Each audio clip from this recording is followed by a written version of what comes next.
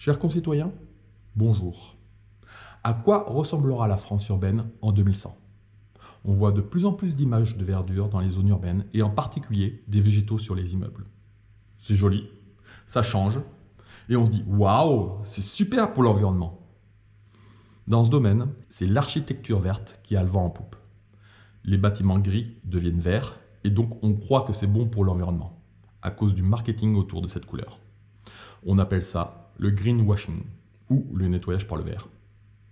Imaginons la végétalisation des toitures d'immeubles dans n'importe quelle ville en y implantant des arbres pour nettoyer l'air pollué et réduire le CO2. Vous avez l'image? Maintenant revenons sur Terre.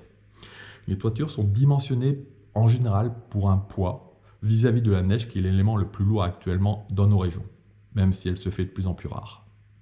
Normalement, une toiture pourrait seulement accueillir 10 cm de terre, sans compter l'eau de pluie qui pourrait être retenue dans cette terre.